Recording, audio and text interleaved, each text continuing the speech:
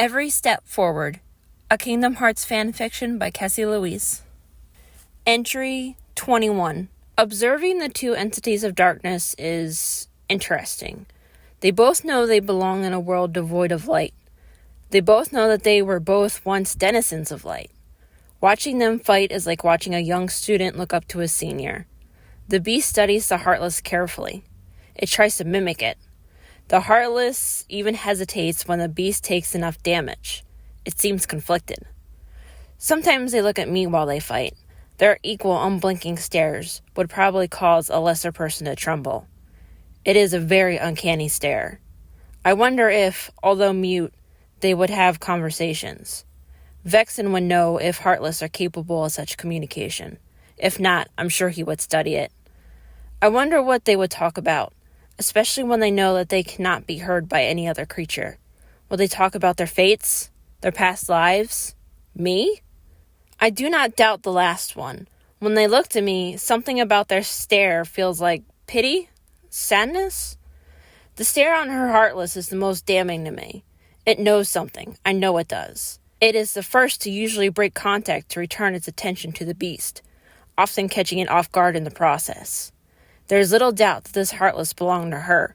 We are all far too cunning and depressingly excellent at hiding our true feelings. Entry 22. Vanitas gave us a little visit today. He said it was to check in on the beast's progress. He and I both knew better the moment he actually looked at the cursed creature. Vanitas had gone deathly silent as he looked the beast over. He never brought down his helmet to show the growing hurt and hatred he had. The Unverse did that for him, a whole army appearing around us in moments' time. Then he spat at it, declared the creature a failure, a broken heart. I wonder how much he was self-projecting. The face Vanitas claims was that of Sora's before all this.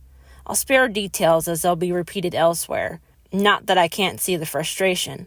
This heart was supposed to be strong enough to heal another. This heart gave Vanitas an identity when he was nothing more than a faceless puppet for Xehanort. Now it is a creature of darkness. Now it is a beast that acts only on instinct. It could be rather disheartening if you cared enough, and I do not. Sometime after, we exchanged a few words of meaningless flattery with each other. My other and the missing half of Vanitas had a certain level of chemistry. As Vanitas could feel what his half has felt, a measure of adoration has been kept alive. I could care less about that connection either way. Vanitas gets a good ego stroke if I indulge him. Hearing his pleased smirk is an absent joy. When I asked if he would grace us with his presence again, he immediately looked to the creature. He never gave an answer, but we all know what he would have said. Entry 23. It is time to move on again. The Mirage Arena has served its purpose. Her Heartless has dispersed to elsewhere, leaving just me and the beast to travel alone. I am grateful that I will not have to deal with that thing again, at least not for the time being.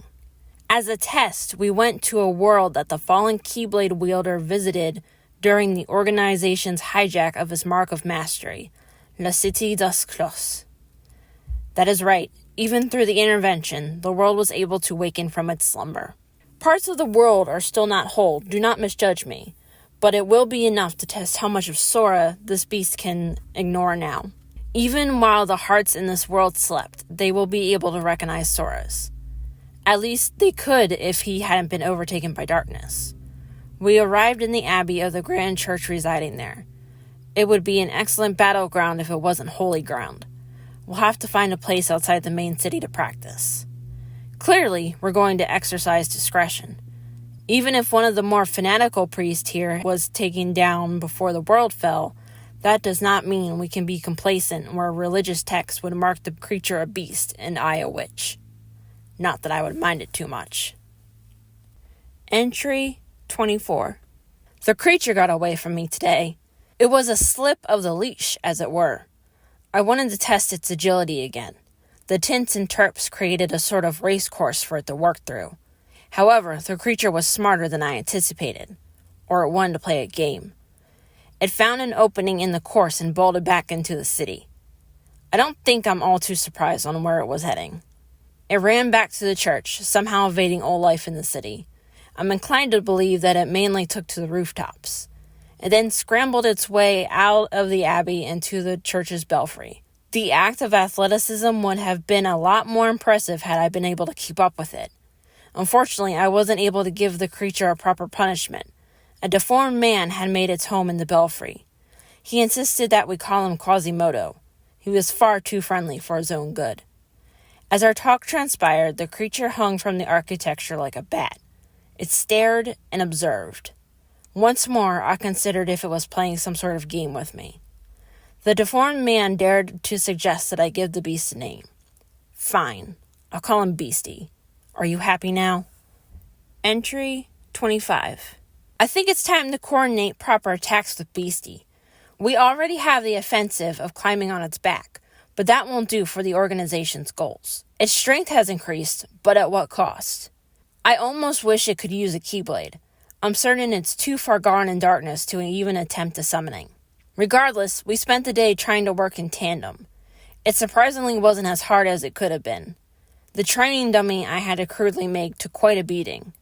This in turn brought about a new idea, and a problem. We need a world more populated with heartless, or nobodies.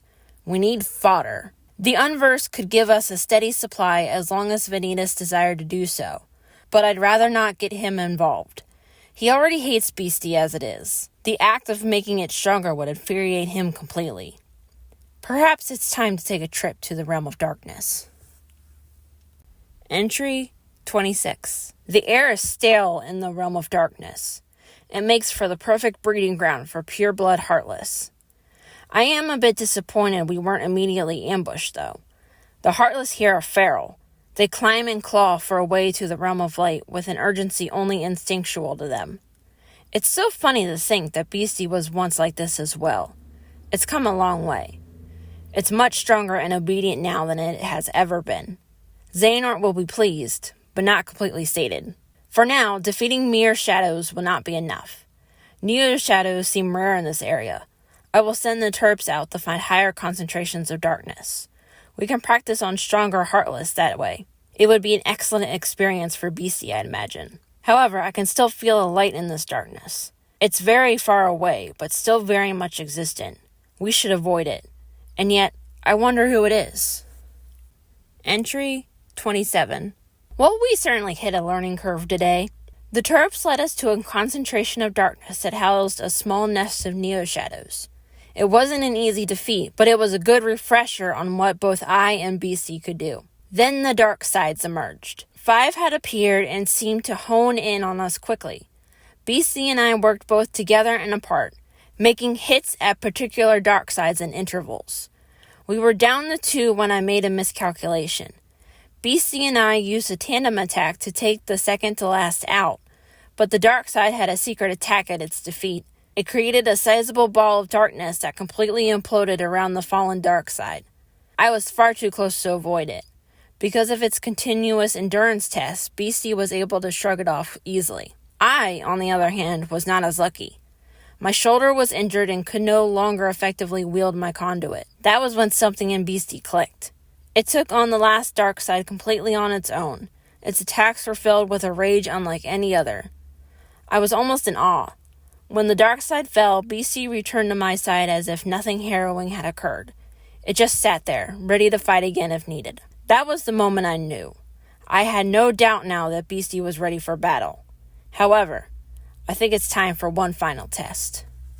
Entry 28. We went to Destiny Islands today. It was a gamble I would not have taken when this whole thing started. And yet, here we are. These islands are truly beautiful. Moreover, there is not much to explore. I can see why the more world-curious Riku and Xehanort wanted to leave the islands. So many would kill for the views granted here, but others would feel stifled in paranoia that their neighbors will know their every move. I'd assume Sora was one of the former. Had it not been for Riku, would him and Kairi never learn of their roles in Destiny? Would they ever truly leave their island or be lost in the ocean in between? Speaking of, BC was perfectly placated the entire time. No wandering gazes or sense of exploration. It remained at my side with those dull yellow eyes. It attacked anything I commanded to without hesitation. I was almost tempted to force it to swim through the waters to the mainland. A monster like this could not be stopped when its inhibitions no longer existed. It's perfect for Organization 13. The sun was setting, so I led the two of us to sit on the crooked palpu tree on the island's adjacent islet. It was quite calm there. Perhaps when we win the war, Vanitas and I will take BC and... Wait. Someone is coming. Entry 29. It's happened. BC is now Sora again. I will never hate the princesses of Heart more than I do in this very moment. Kairi, of course, being the most offending member. She was the one who did it. Using her beginner prowess of Keyblade knowledge, Kairi managed to actually beat the darkness out of him. Although I suppose the term would be weakened his darkness, then called forth the rest of his light. The result looked to be rather disorienting for him. He turned to me with ocean blue eyes, glittering in confusion and hurt. And yet, he did not attack me. No.